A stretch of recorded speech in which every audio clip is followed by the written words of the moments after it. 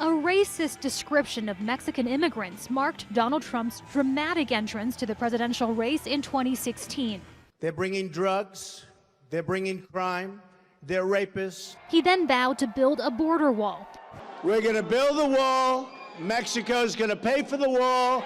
Helping to attract a base of mostly white, working-class supporters whose fears of America's growing diversity contributed to Trump's win. From this day forward, it's going to be only America first.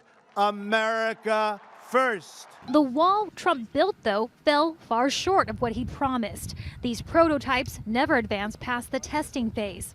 Instead, Trump built 730 kilometers of fencing, mostly to replace older sections. And Mexico didn't pay a penny of the $15 billion price tag. That money is coming from American taxpayers after Trump shut down the government for 35 days, then declared a national emergency to commandeer some of the funding. Still in the final days of his presidency, Trump returned to his so-called wall to tout it as a win. I think when you see what it does and how it's so important for our country, nobody's going to be touching it. Border arrests plunged during Trump's first 3 months in office. But then caravans of migrant families began traveling north from Central America, claiming to flee gang violence. By the summer of Trump's second year in the White House, unauthorized border crossings reached a 13-year high of more than 130,000 a month. It was in the midst of that surge that came Trump's family separation policy.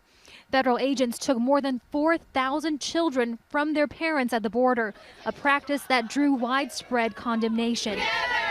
A judge quickly ordered the policy to end, saying children were suffering irreparable harm and must be returned to their families. But even today, some 500 kids remain separated.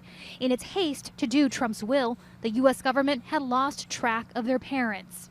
It's not as if the U.S. government collected mailing addresses for them when they deported them. We really don't know where they are, which is why there's more than 500 families who are still separated. Another controversial border policy, Trump's treatment of asylum seekers.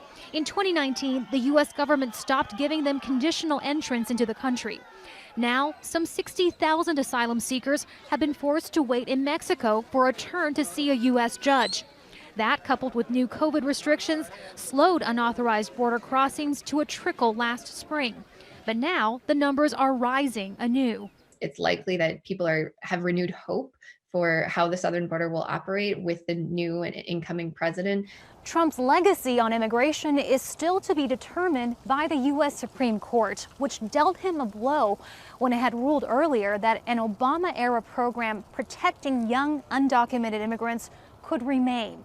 Now, a new panel of justices, including 3 Trump appointees, in the coming months will hear challenges to Trump's border policies. Heidi Jo Castro, Al Jazeera, Washington.